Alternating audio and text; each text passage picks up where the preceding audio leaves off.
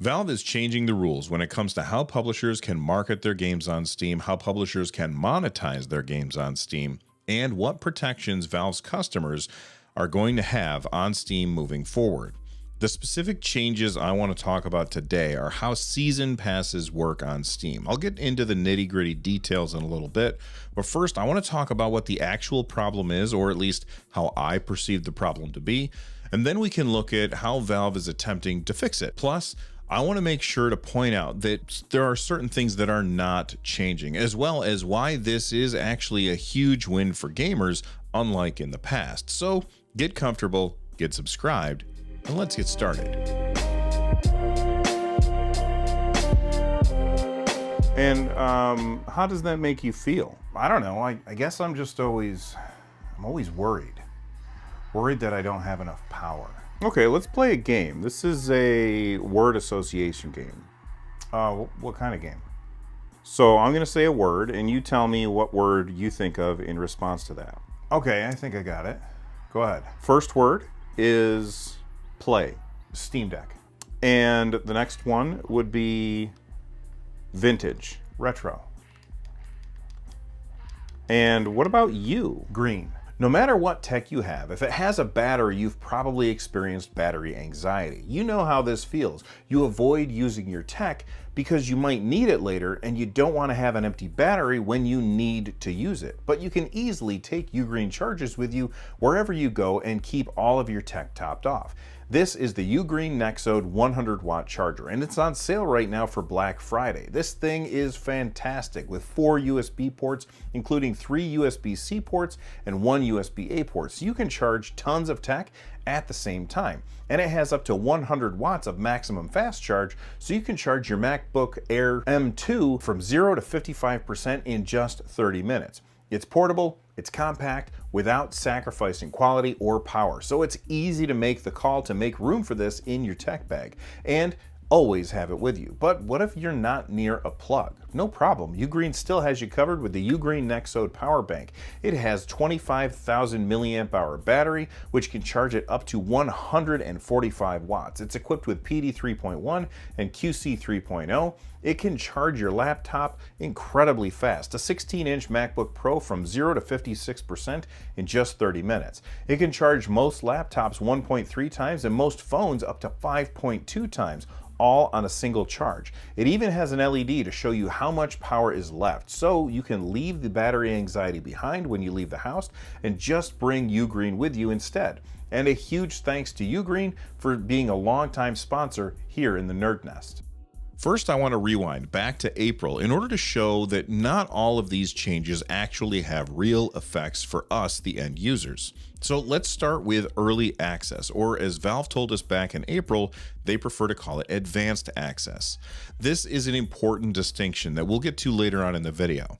Now, as with all problems in the industry, I think this one started as a way to solve a problem, but then the money people, or as I like to call them, spreadsheeters, they got involved and found a way to monetize the solution to a problem.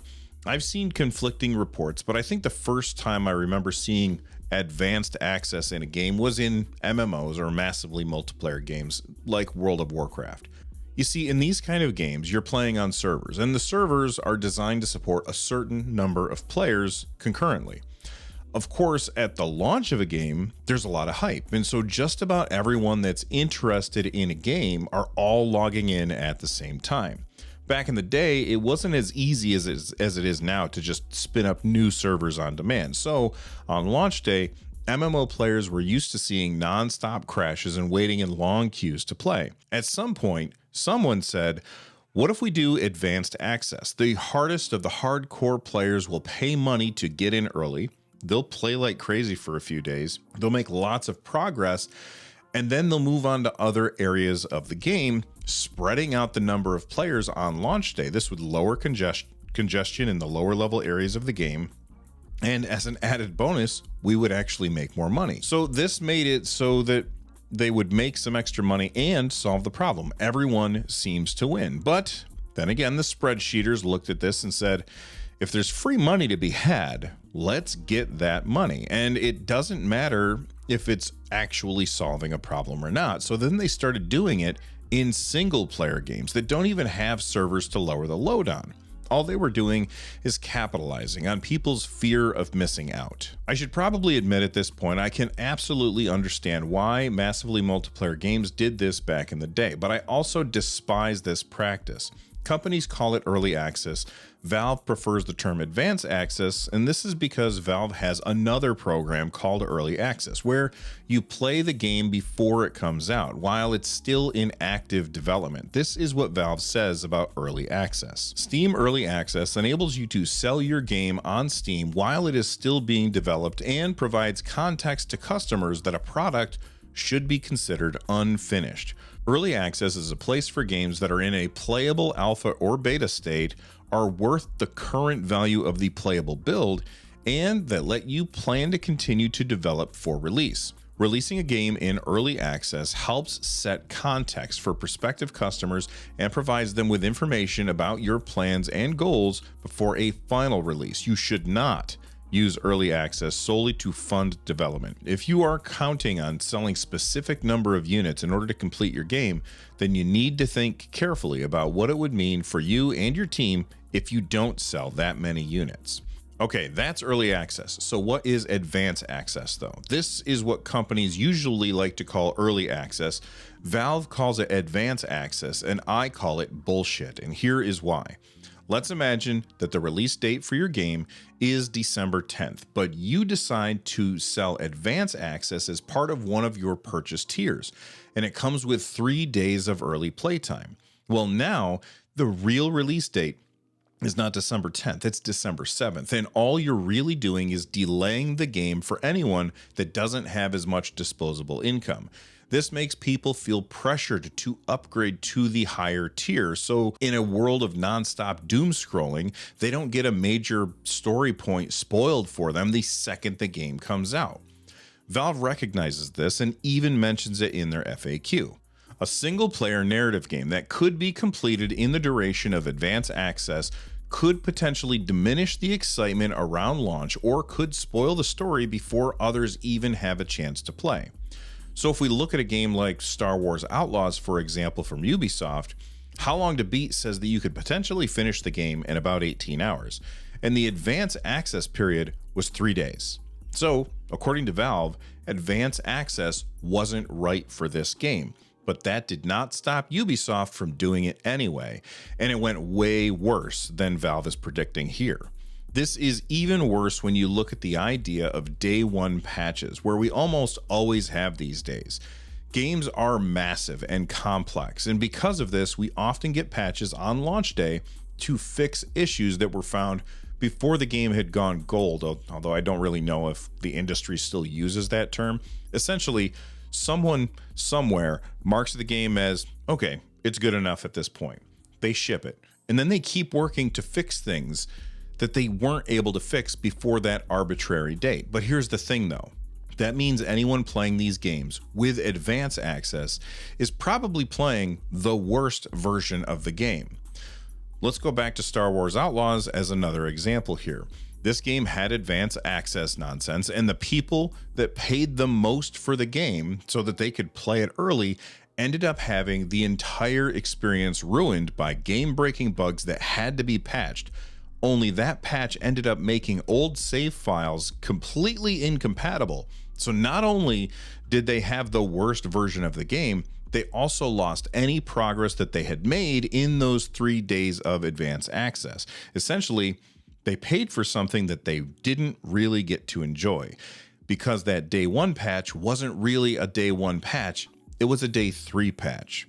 So how does Valve handle advanced access? Well, first off, Valve's definition of advanced access is a pre-purchase incentive in which customers that pre-purchase a deluxe package of your game are given access to the game earlier than customers that pre-purchase the standard or more basic package.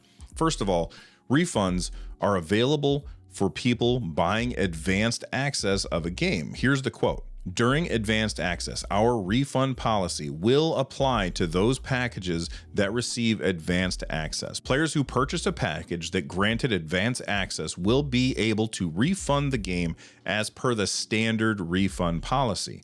Players who purchase the standard package are still in pre-purchase can refund the game at any point prior to the release of the game. So back in April, Valve said, this is what it's called now, so people wouldn't confuse this with early access. And then they said, advanced access games can't be sold by itself. So you can't charge $60 for a game and then charge $70 in order to play early. You have to also offer something else along with it, which is why companies like Ubisoft locked certain quests behind that higher tier. Essentially, this is just speculation. This is what I think they did. They said, all right, we need to offer something to go along with advanced access. So they removed content from the base game, packaged it up as a season pass, which we'll get to in a moment, and then charged extra money to play their broken game early, only to have save files corrupted when they patched it. Great job, Ubisoft. Great job. And while I do like the changes that Valve made back in April, it didn't actually have effective changes for us, the consumer, at the end of the day. But their new changes that we're talking about today, they have potential to make a huge impact for us, and that's the changes to season passes. So let's talk about those.